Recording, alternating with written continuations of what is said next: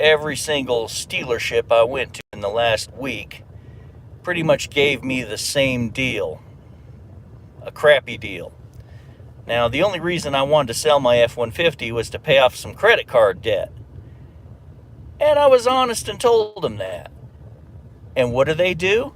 They offer me $4,000 less than what my payoff is. And that's what I was selling my F-150 for. Just payoff.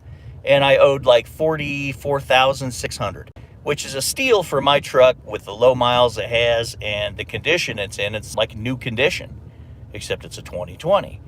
And the Stealership didn't want to pay a fair price. They want to give me $4,000 less than payoff. Well, the only reason I'm selling this truck is to reduce credit card debt, not get in more debt. Like if I would have taken their offer, then I owe $4,000 more in credit card debt. That's not the reason I'm selling this truck. It's either you pay me what I owe for it.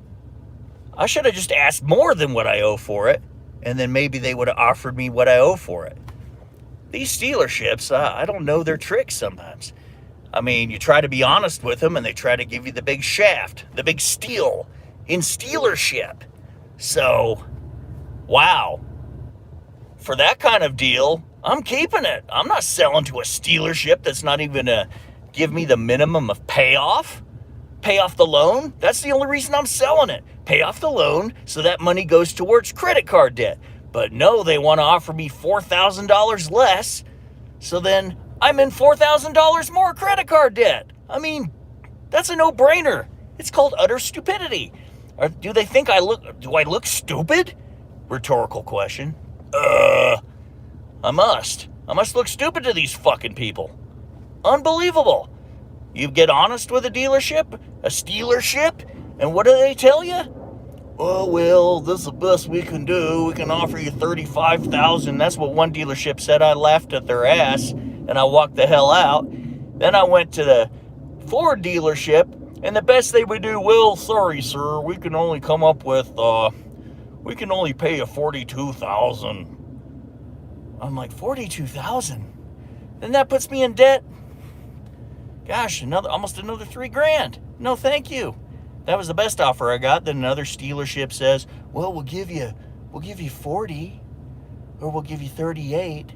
I'm just like, you people just love to waste people's time, don't you? Because I will live with the payment before I take a $3,000, $4,000, $5,000 additional credit debt.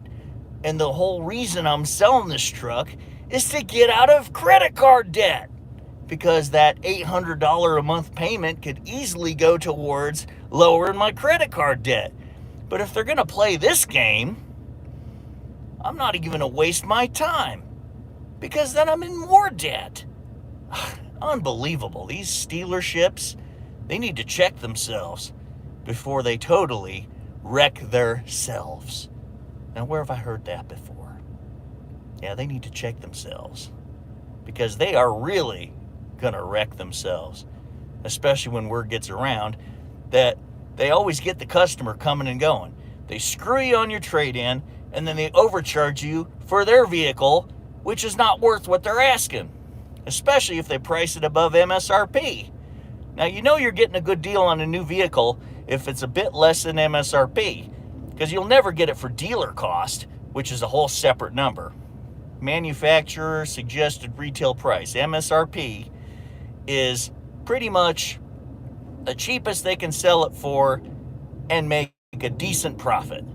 Now, if you go a little bit under MSRP, then everybody's getting a good deal.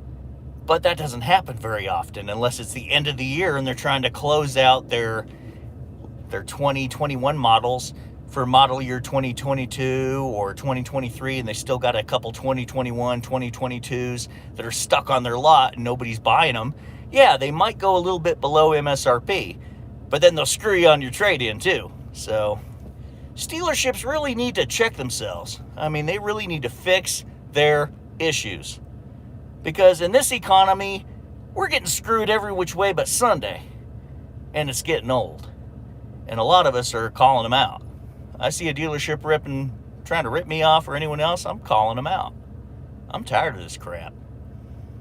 You know, in a crappy economy, I mean, when debt is going through the roof, the country has maxed out its credit cards.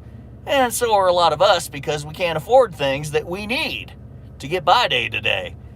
And I know I'm not the only one feeling that pain. Everybody's feeling that pain. Unless you're making, you know, high six figures a year, then you're not really feeling any pain at all. You're just getting pain in taxes, because that's what these morons do. They love to overtax us that are not billionaires. You know, once you get in the billionaire class, then you don't worry about taxes, because you got rich lawyer accountants that can just say, hey, we're not paying these taxes because we've got every little trick in the book to make sure we don't pay anything. But the rest of us that can't afford these huge, expensive lawyer accountants, we got to get shafted with all the taxes. Don't you love how that works? Well, that's my little rant for the day. So, till further notice, until I get the right offer in my F-150 to where I don't owe any more money on it, I mean, I'm not going to take an offer that's less than what I owe. I ain't freaking stupid.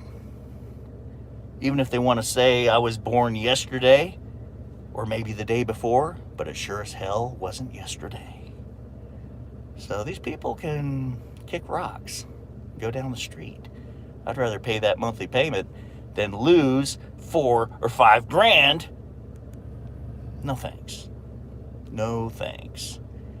Well, anyway, since I'm here and I'm in my F-150, we might as well take a drive.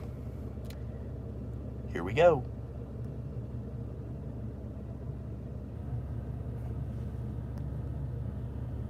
Where's my camera switch? There it is. Sometimes trying to find stuff. Now we'll take a drive in the 150.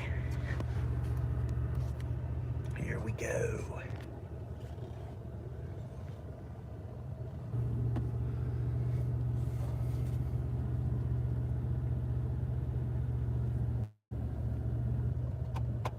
Oh, that's a nice little Cadillac right there. Look at that. Unfortunately, it's not the twin turbo one. That's the one I like. Oh, tell me to put the seatbelt on. Thank you.